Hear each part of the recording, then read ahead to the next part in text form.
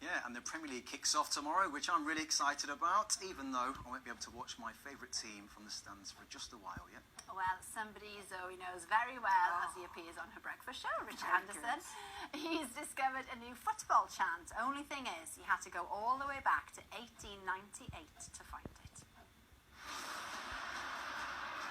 Until recently, it would have been hard to imagine a professional football match without the ringing sound of fans singing their favourite chants. To help recreate that electric atmosphere, broadcasters have added artificial crowd noises for viewers at home. But let's be honest, it's not as good as the real thing, is it? So I want to do something to raise the spirits of Britain's footballers. I'm bringing back a lost football chant, written for Wolverhampton Wanderers by one of Britain's most famous composers.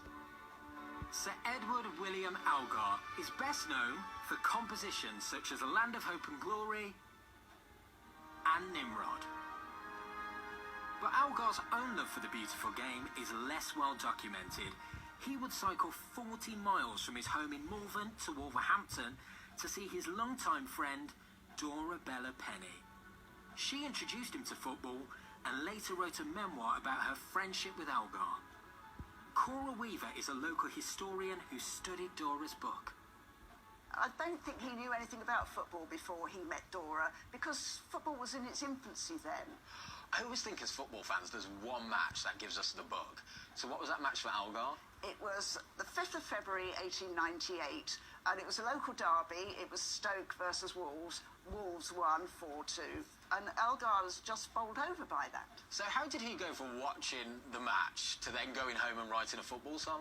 He called Dora keeper of the archives, so she cut out newspaper reports. He must have said to her, if there's a newspaper report on the match, could you send it? He was particularly taken with a little phrase that the reporter put in. He banged the leather for goal. There's no record of the chant ever being sung on the terraces. For almost 100 years, the only copy had been tucked away in Dora's memoirs. Then in 2010, a Wolverhampton musician discovered the book while searching for money to fix an organ here at St Peter's Church. Dora Penny had a special connection to the church. Her father had been the rector. So why did you need to restore the organ? It was on its last legs. It had been up there since 1860. It was in a very dreary state indeed. And how did you raise the cash?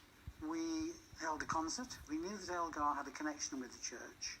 The previous vicar showed me a copy of the book that he'd just bought, and in it was the chant that Elgar had sent to the vicar's daughter, and that's what we used as one of the pieces. It was the first time it had ever been performed. I've still not heard the chant. Would you do the honours for me? Okay.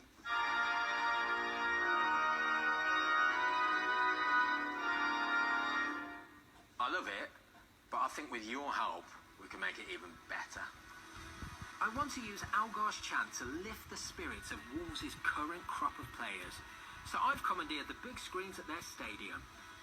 With Peter conducting the Wolverhampton Symphony Orchestra and Super Fan Club's Punjabi Wolves and Telford Wolves, the One Show is putting on a special performance as the team is warming up for a match. Wolves had a chant written for them 100 years ago by the celebrated composer Edward Elgar, and we thought, you're playing in an empty stadium, so why not let us help you fill the void? Take it away!